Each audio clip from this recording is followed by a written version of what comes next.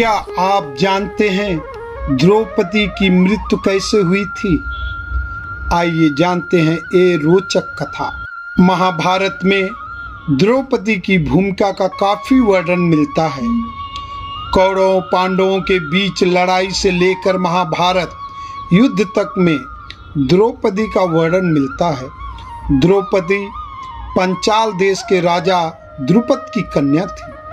वह एक दिव्य कन्या थी जिसका जन्म अग्निकुंड से हुआ था।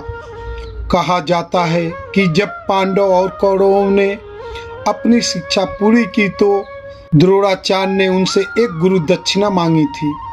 द्रोणाचार्य ने वर्षों पूर्व द्रुपद से हुए अपने अपमान का बदला लेने का काम कौरवों और पांडवों को सौंपा था।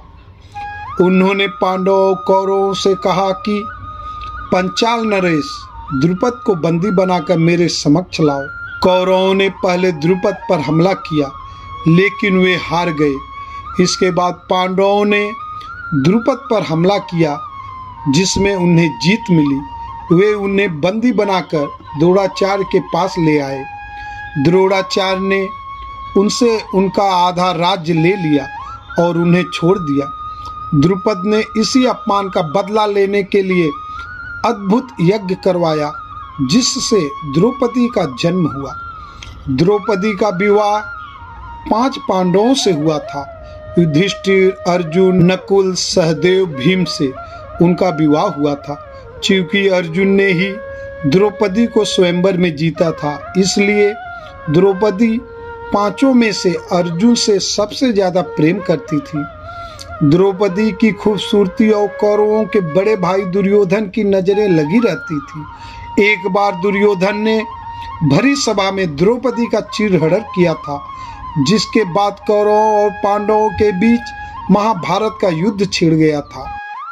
कैसे हुई थी द्रौपदी की मृत्यु? द्रौपदी को लेकर यूं तो महाभारत में कई कहानियां आपने सुनी होंगी। यहाँ हम आपको आज बताएंगे द्रौपदी की मृत्यु कैसे हुई थी। यदुवंशियों का राजपाट समाप्त हो जाने के बाद पांडवों का इसका काफी दुख हुआ।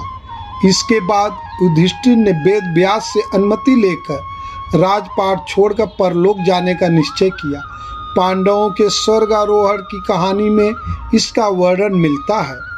महाभारत में 18 पर्व में से एक है महाप्रस्थानिक पर्व है, जिसमें पांडवों की महान यात्रा अर्थात मोक्ष की यात्रा का उल्लेख है। भारत यात्रा करने के बाद मोक्ष प्राप्त करने के लिए पांडव और द्रौपदी के साथ हिमालय की गोद में चले गए। वहां मेरु पर्वत के पार उन्हें स्वर्ग का रास्ता मिला। 5 पांडवों के साथ द्रौपदी और एक कुत्ता उनके साथ यात्रा पर था।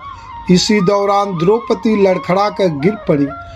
भीम ने पूछा कि उसने कभी कोई पाप नहीं किया हो तो ये कैसे गिर गई। इस पर युधिष्ठिर ने कहा कि ये हम 5 में से अर्जुन को सबसे ज्यादा प्रेम करती थी।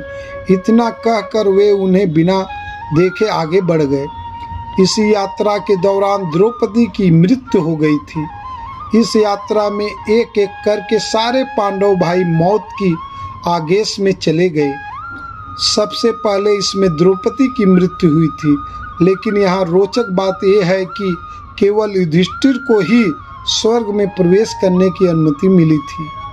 तो दोस्तों, द्रौपदी की मृत्यु कैसे हुई एक रोचक कथा है मेरे दोस्तों। अगर आप सभी को अच्छा लगे तो वीडियो को लाइक, कमेंट, शेयर जरूर करें। हर हर महादेव।